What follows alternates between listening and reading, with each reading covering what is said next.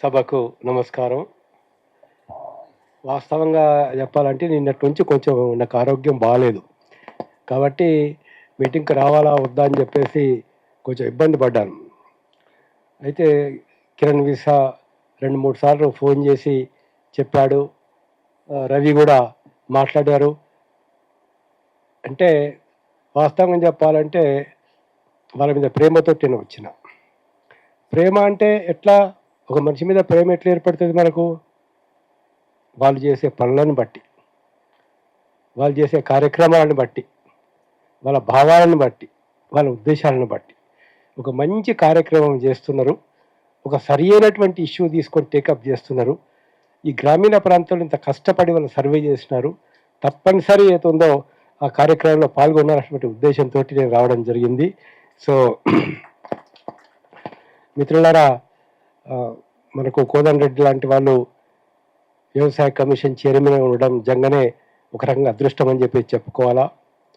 ఒక నిస్వార్థపరుడు, లేదా పదవుల్ని అడ్డం పెట్టుకొని అడ్డగోలుగా డబ్బులు సంపాదించాలనేది ఏమాత్రం కూడా ఆలోచన లేనటువంటి ఒక వ్యక్తి, ప్రజల కోసం, రైతుల కోసం కొంత కష్టాలు తెలిసినటువంటి వ్యక్తి ఆయన.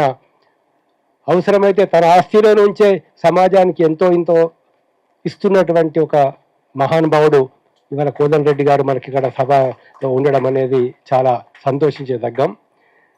సరే, హరగోపాల్ గారు, వారి గురించి చెప్పాల్సిన అవసరం లేదు. ఆయన ఇంత వయసులో కూడా నిరంతరం ప్రజల కోసం ఆలోచిస్తూ పనిచేస్తున్నారు. మరి మా ఆకునూరి మురళి గారు, సో ఇంకా మిగతా పెద్దలు స్టేజ్ మీద అందరికి కూడా నా హృదయపూర్వకమైనటువంటి నమస్కారాలు. ఇందులో సమస్యలు ఏంటంటే, ఇలాంటి వాళ్ళు చెప్పినటువంటి సలహాలు వింటారా వినరా అనేటటువంటి ఒక సమస్య ఎప్పుడు మనకు ఎల్లకాలం మొదటి నుంచి ఉంటూనే ఉన్నది. అందులో మరి చూద్దాం ఎట్లా జరుగుతుందో అనేటటువంటిది. రియల్ ఇష్యూకి వచ్చేసరికి మనకు వ్యవసాయం యొక్క ప్రాధాన్యతను మనం గుర్తించాలి. ప్రకృతి యొక్క ప్రాధాన్యతను గుర్తించాలి. ప్రకృతిని మనం ఎందుకు కాపాడుకోవాలా? వ్యవసాయాన్ని మనం ఎందుకు కాపాడుకోవాలా? అంటే భవిష్యత్ తరాలకు తిండి దొరకాలంటే, భవిష్యత్ తరాలకు ఆక్సిజన్ దొరకాలన్నా, నీళ్లు దొరకాలన్నా ఇటు ప్రకృతిని కాపాడుకోవాలా, మనం భూమిని కాపాడుకోవాలా, వ్యవసాయం కాపాడుకోవాలి. మరి ఎవరయ్యా కష్టం చేసేది? పొలంలో వాస్తవంగా దిగి కష్టం చేసేది ఎవరు? పండించేది ఎవరు? అందులో ఎండలో వానలో పనిచేసేది ఎవరు అంటే, మరి వాస్తవంగా చెప్పాలంటే కౌలు రైతులు, చిన్న రైతులే. కౌలు రైతు ప్రొడక్షన్ చేసేది, ఉత్పత్తి చేసేది, సంపదను సృష్టించేది, వ్యవసాయ రంగంలో సంపదను సృష్టించేది మట్టుకు కౌలు రైతులు, చిన్న రైతులు తప్పించి మరొకరు కాదు. మరి ఇందాక మన వాళ్ళు చెప్తా ఉన్నారు, ఏదైతే ఉందో ఏదన్నా సబ్సిడీలున్నా, రాయితీలున్నా అదంతా ఇంతో పట్టా ఉన్నటువంటి వాళ్ళకి పోతున్నది తప్పించి మరి కౌలు రైతులకు రావడం లేదనేది చెప్తున్నది. ఇది ప్రభుత్వం సరే, గతంలో ఏం జరిగింది, ఎంత మోసం జరిగింది, ఎంత ద్రోహం జరిగింది, కనీసం వాస్తవంగా సాగు చేసే వాళ్ళ పేరు కూడా తీసేసినారు.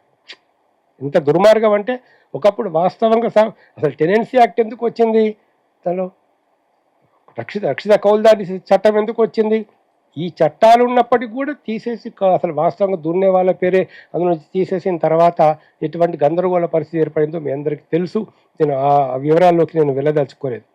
అయితే ఇందాక మనకు మిత్రులు ఆకునూరి మురళి గారు చెప్పినట్లు, నేను ఇందాక ఏదో వస్తా అడిగిన ఆకునూరి మురళి, నువ్వు ఎవరో హైదరాబాద్లో ఇన్ని రోజుల నుంచి పనిచేస్తున్నావు కదా, ఎన్ని ఎకరాలు ఉన్నావు? 200 ఎకరాలా, 300 ఎకరాలా అని చెప్పి అడిగితే, ఏం కొనలేదు సార్, నాకు 1 ఎకరం కూడా లేదని బట్టి ఆయన. సో ఇదేమయ్యా, ఐఏఎస్ ఆఫీసర్ అయ్యా నువ్వు, నేను 1 ఎకరం కూడా కొనుక్కోకుండా ఇక్కడికి వచ్చి కూర్చున్నావు దీని లోపల.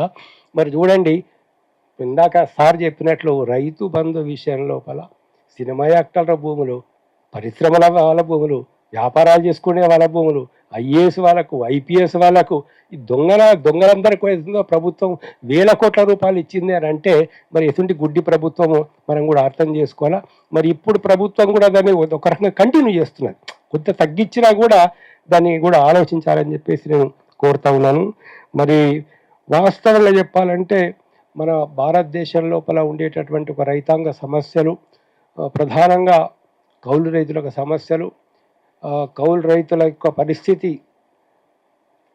వర్షాలు ఎక్కువ పడ్డా కష్టమే, వర్షాలు తక్కువ పడ్డా కష్టమే, పంటలు పండకపోయినా కష్టమే, పురుగుల మందులు వచ్చి పురుగులు బట్టి అవుతుందో పంట నాశనం అయిపోయినా నష్టమే. రైతుకు ఇవ్వాలా అంతో ఇంతో, తప్పదు రైతుకు ఇవ్వాల్సింది, లేకపోతే మళ్ళీ భూమి ఇవ్వనివ్వాడు. మరి అలాంటప్పుడు వాళ్ళ పిల్లలు ఎలా చదువుకోవాలా, ఆరోగ్యం బాగుంటే ఎలా బతకాలా, వాళ్ళు ఎంత ఇబ్బందిగా ఉంటుంది పరిస్థితి అంటే 90% ఆత్మహత్యలు చేసుకున్న వాళ్ళ కౌలు రైతులే. మేము చూసిన లెక్కల మీరు 90% ఆత్మహత్య చేసుకున్నటువంటి రైతు కుటుంబాలలో కౌలు రైతులకు చెందినటువంటి వాళ్ళే. కాబట్టి ఇవన్నీ కూడా ప్రభుత్వం బాగా ఆలోచించి ఒక సరి అయినటువంటి చర్యలు తీసుకొని, నేడు వాస్తవంగా చెప్పాలంటే ఇంకా ఘోరమైన పరిస్థితి ఏంటంటే, పేదవాళ్ళకి ఇవ్వడానికి వచ్చినటువంటి ఒక భూదానెక్కిన బోర్డు భూములు దాదాపు 1,00,000 ఎకరాల పైన తెలంగాణ రాష్ట్రం లోపల.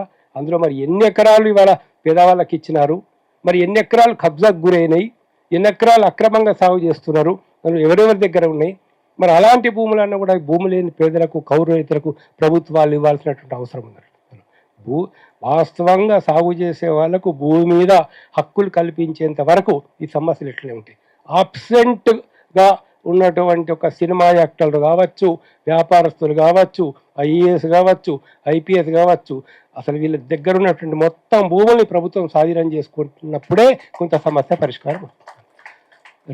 రియల్ ల్యాండ్ రిఫార్మ్స్ అంటే ఇందాక చెప్పినట్లు మన పెద్దలు చెప్పారు, ఎవరు సాగు చేస్తున్నారు, రైతు ఎవరు, నువ్వు డెఫినేషన్ ఇవ్వు.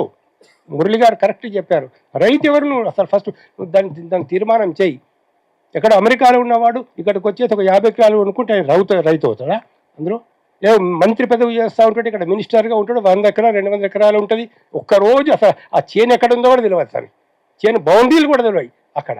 ఏనాడు అరకబట్టి కూడా ఎరగాడు ఆయన.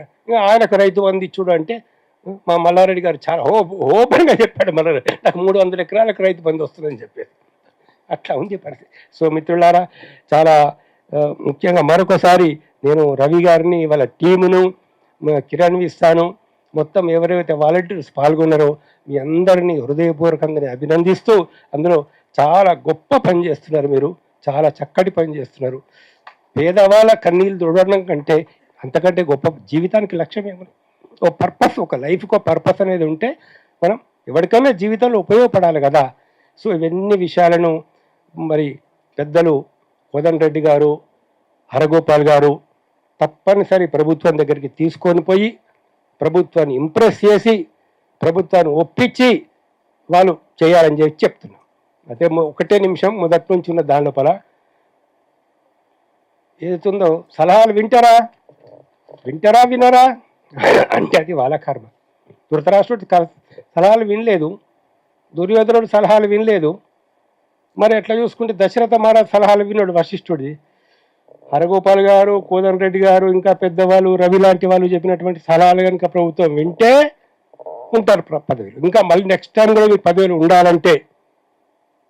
టైం కూడా మీరు పదవిలో ఉండాలంటే అదో ప్రజల కన్నీటి యొక్క సమస్యలు, పేదవాళ్ళ సమస్యలు, రైతు కూలీల సమస్యలు, కౌలుల సమస్యలు వినండి, లేకపోతే అది మీ ఇష్టం అని చెప్పి చెప్తూ ధన్యవాదాలు.